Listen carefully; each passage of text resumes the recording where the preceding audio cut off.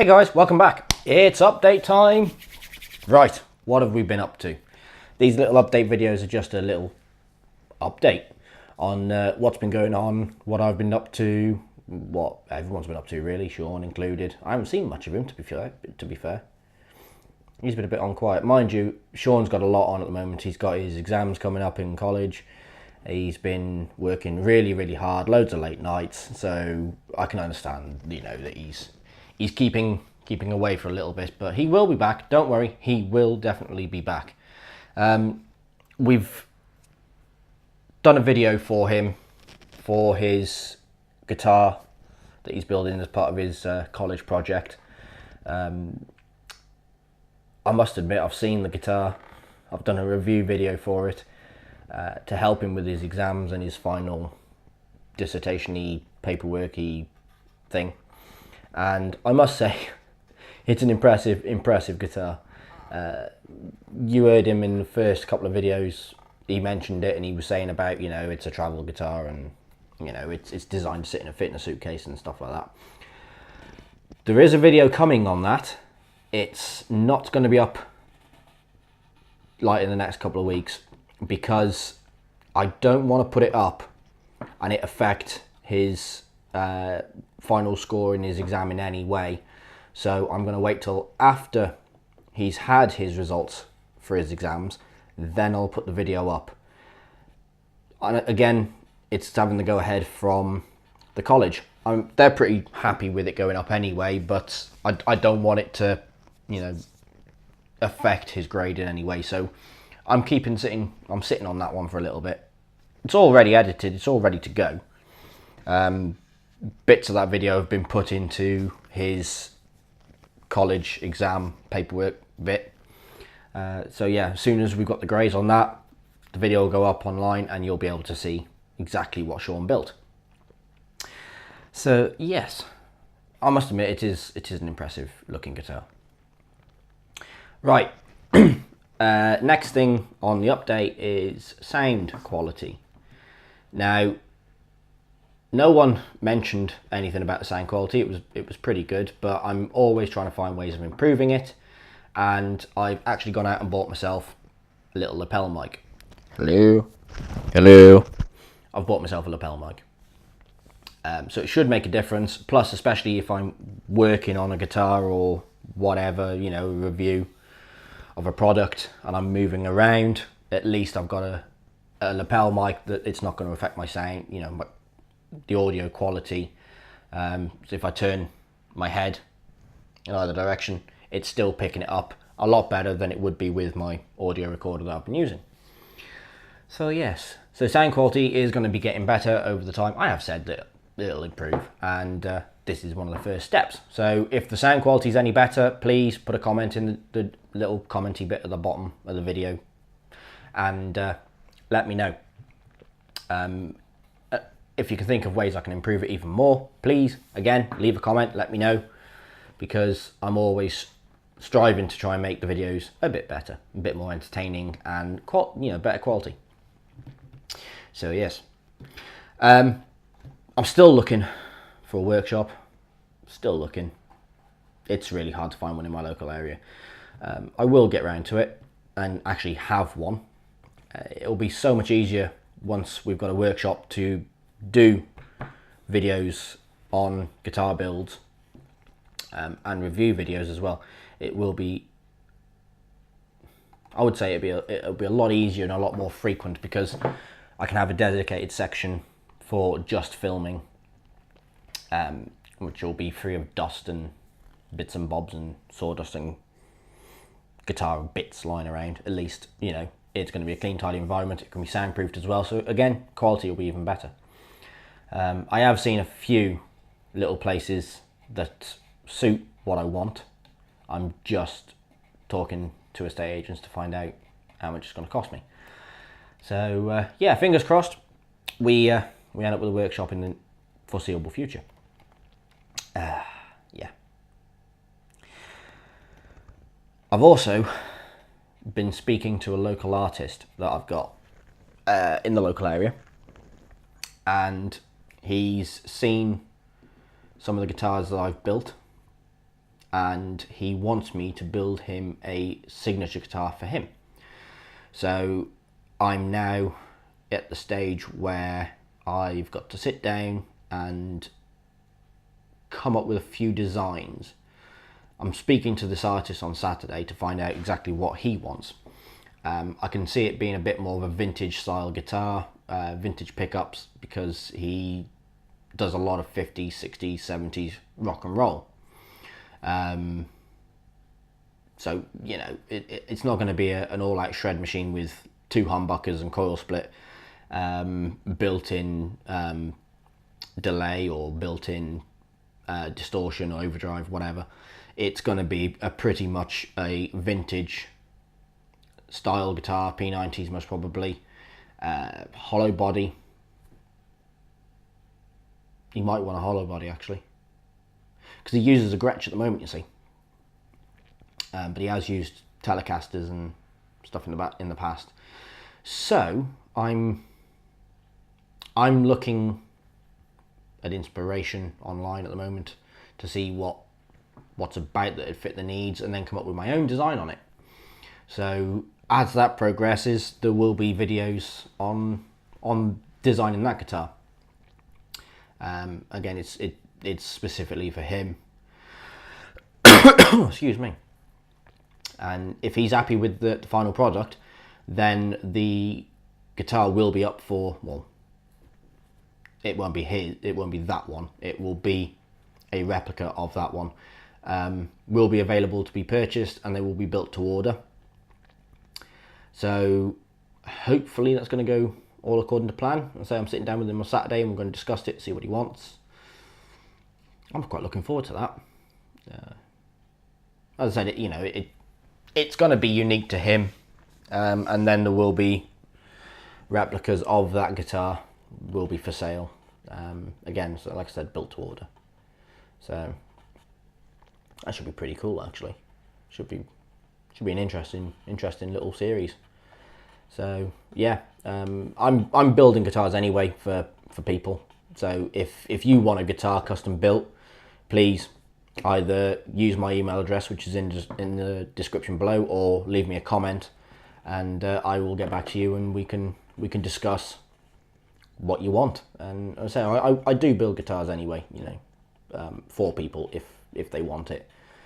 It is, like I said, I'm not a professional guitar builder. It is a hobby, but some people just like having custom built guitars, and you know, they're not overly expensive.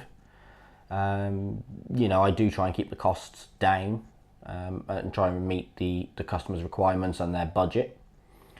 But yeah, it's good fun making sawdust.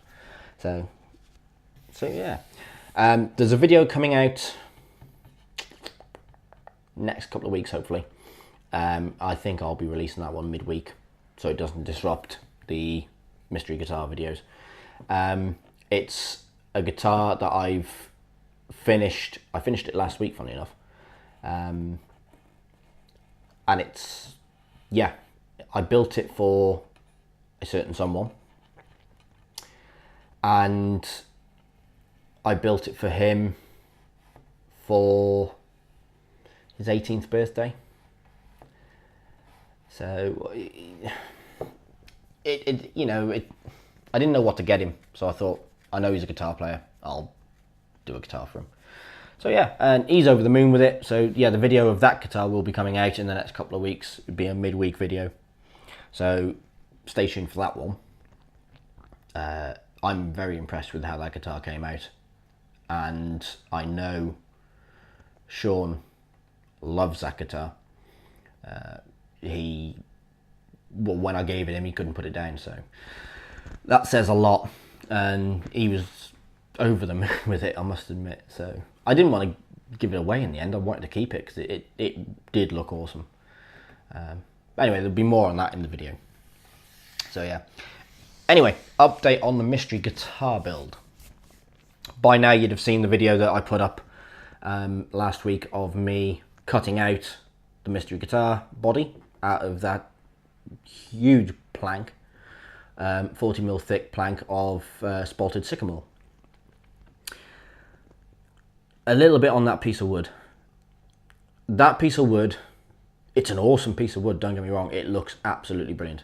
The only thing I will say is if you've not built a guitar before, but you're planning on building one, don't use spalted sycamore.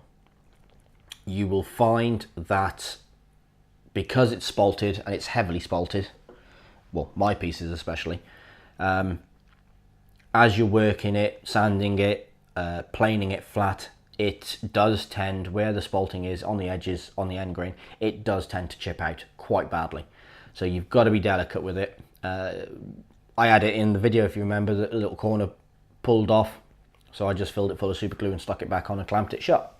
And it's still there. And it's not moving. So it was this little corner here that came off. So yeah, it's still there. So yeah, it's just something to be bear in mind with. If you're going to build a guitar, first guitar, go for something that's not spalted, and go for something like that's readily available as well. Like, say for instance, mahogany. Mahogany is a good one. Most Les Paul type guitars are built out of mahogany or have got mahogany in them. Other than that, ash is another one. Alder, basswood, basswood, however you want to pronounce it. They're, you know, a lot easier to work with than something that's been spalted, because the spalting technically is rot.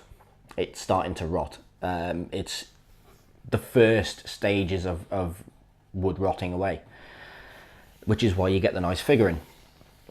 And that means that it's a weaker section in the piece of wood that you're working with, and therefore you've got to be a little bit more careful with it.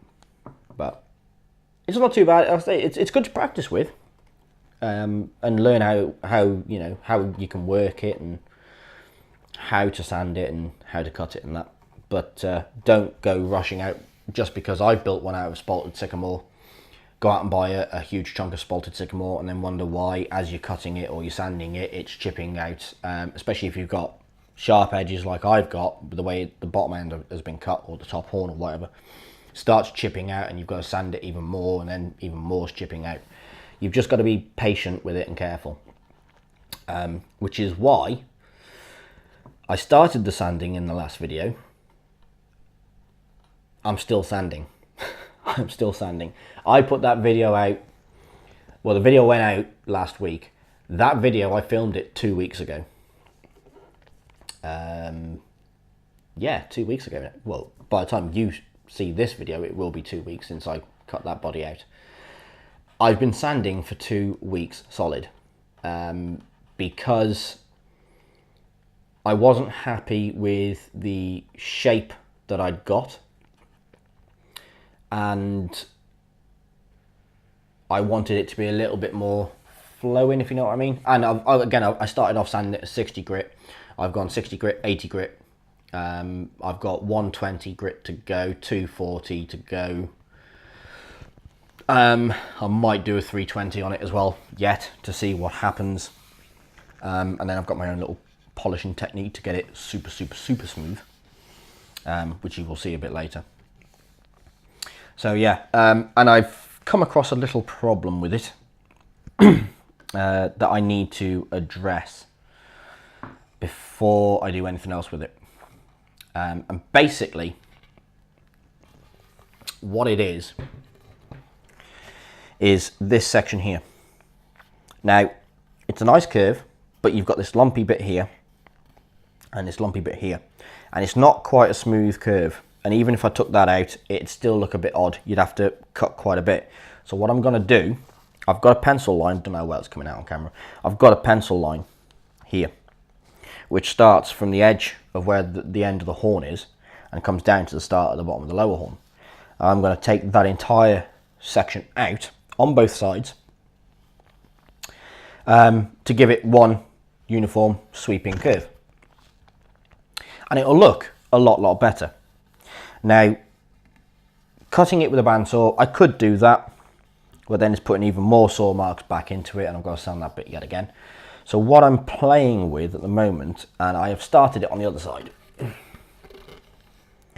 is using a chisel, and chisel it out and then get it smooth with a chisel. This is excess wood anyway, so it doesn't matter if I screw up on this bit. As long as I don't go past that pencil line, I am okay. So yeah, I can experiment on this side for a little bit and see how it comes out. And if it works and it looks all right, I'll do the same to the opposite side. And then I will film me doing the opposite side.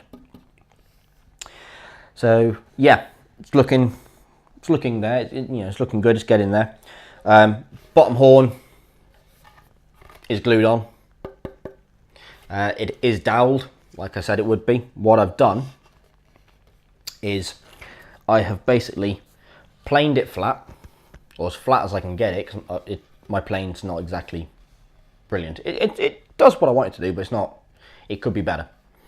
I've just got to play around with getting it better. So I planed it as flat as I could.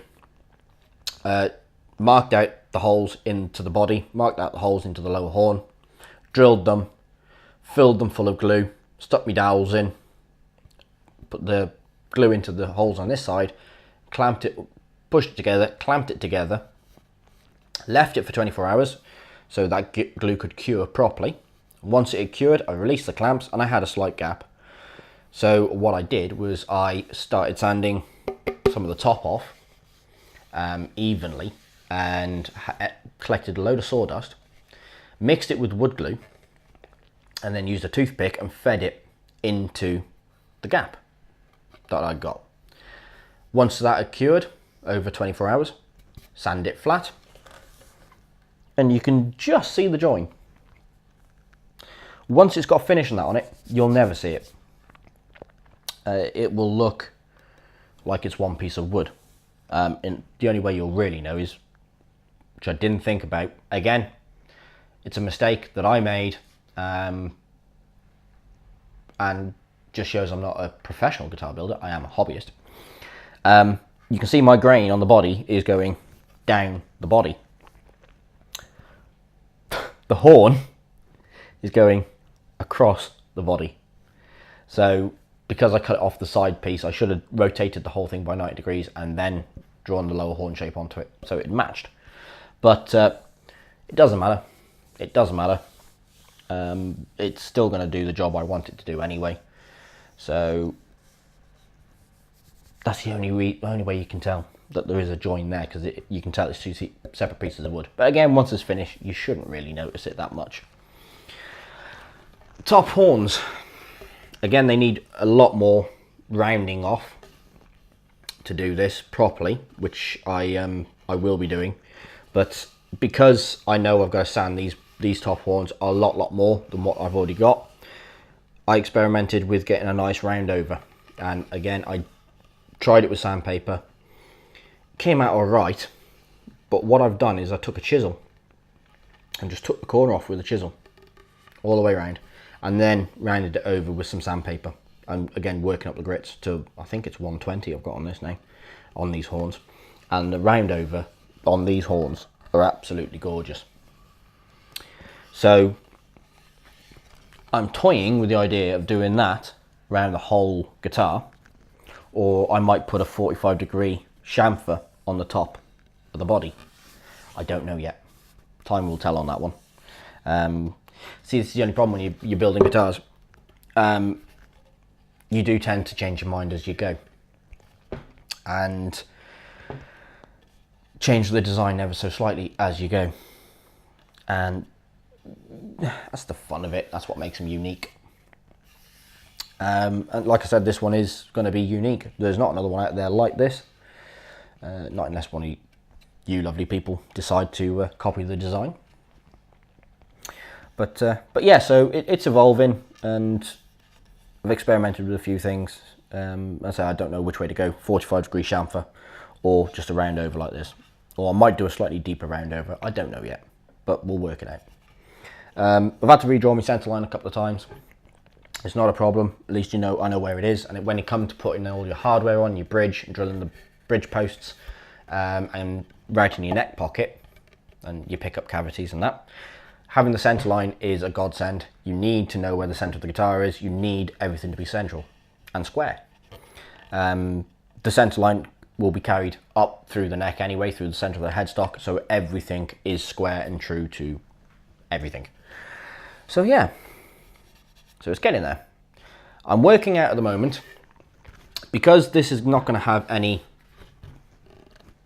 let me put it down, because this is not going to have any cavity plates on the back, because of the way that it's bolted and the figuring in the wood, I don't want to ruin it by putting cavity plates. I'm not a big fan of cavity plates anyway. Saying that, all my guitars have got cavity plates. Oh well. Yeah, I don't want any cavity plates on it, because I don't want to spoil it. I want it to make it look like it is one piece of wood. So what I'm going to do is take between a 5 and 10 mil slab off the top of this guitar. Then I can write out all my wiring channels, write out my pickup cavities, my control cavity, and then once I've done that, I can then, the piece I've cut off the top can be glued back on. So again, it looks like one piece of wood. And then I can write out the cavities in the top of the guitar then for the pickups, drill holes for me switches and me knobs, and then wire it all through the pickup cavity. By doing it that way, it looks like a one-piece guitar with no cavity plates, so it doesn't spoil the look of it on the back. And yeah, I can also put a little bit of put a couple of sound chambers, sound cavities in there, make it a semi-hollow if I really wanted to go that far, to take some of the weight out of it as well. It's not overly heavy. It's definitely lighter than a Les Paul body. Definitely lighter than a Les Paul body. But yeah, I mean, I could do it. I could get it lighter by writing out a lot of the internals if I really wanted to. So yeah, I'm working out a way now of doing it. A horizontal bandsaw would be ideal to do this. I don't own a horizontal bandsaw. Never had the need for a horizontal bandsaw because of the fact that, I say, most of my guitars have got cavity plates. The bandsaw I used in the video to cut the body out, it's great for cutting the body out, but to cut a slab off it, the body would have to go in that way. So the blade runs basically straight down the body. This body will not go through that bandsaw like this. It's too tall, especially on the back end, on the horns. It's just too tall. So whichever way I cut it, it's got to go that way. And I'm looking at possibly going down to my local timber yard, seeing if I can borrow their sled saw thing that they use for cutting planks from trees. That might work. Failing that, I'm looking at possibly a table saw with a deep enough cut on the blade, cut halfway through the body, flip the guitar over, cut the second half, then I've only got a little channel, hopefully, down the centre to cut out by hand, and I can then just get a hand saw in there and cut the centre section out. I'd already have the two cut lines either side, the channels already cut to guide the saw through anyway, and if there's anything left over, I just get my chisel and just take that extra section off and then plane it flat. And then I've got a nice guitar top to go back on, and I've got the body ready to route then. So yeah, all that will come though after I've got the final shape sanded, and then that curve all cut out properly, and that's where we will be with that. But yeah, at the moment, as the guitar stands, I'm still sanding and I'm still shaping, basically cutting and shaping. It's all right as it is. It's just that lump, I just don't like that lump, and it would look better, I think, with the curve either side. So that's what's going to happen with that. So yeah, so don't think just because you've seen the bandsaw video that oh, I'm making great progress on it.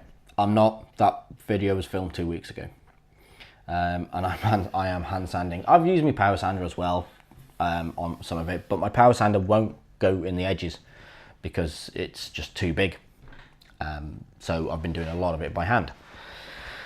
I'm looking at getting one of them little drum sand attachments to go on the end of your drill, and I can use that then, which would make it a bit easier. They're not that expensive, they're only like 20 quid. And then you just wrap your sandpaper around that then. So we'll see. I've been using my wood glue bottle because it's round, cylindrical. I've been using that. I've been wrapping sandpaper around that and using that to get in all these bottom curves and up the side. And it's worked quite well. I must admit, it does work well. So it's just trial and error. Just trial and error. And this is the difference between a professional and me. A professional has all the tools, knows what tool will do what job the best, and can knock this body out most probably in half a day to a day. Me being a hobbyist, and again, other commitments, I do it as and when I can, and not necessarily having all the tools, so finding other ways of achieving the same result. And I'm trying to prove the point here as well that anyone can do this. Anyone can build a guitar from scratch to their own design with very few tools and a very tight budget. And yeah, so far it's working out. I'll say I've built other guitars in the past, so I know I can do it, and this is what I'm proving now. So anyway, that's it for the update, and I will catch you in the next video. Till then, keep rocking.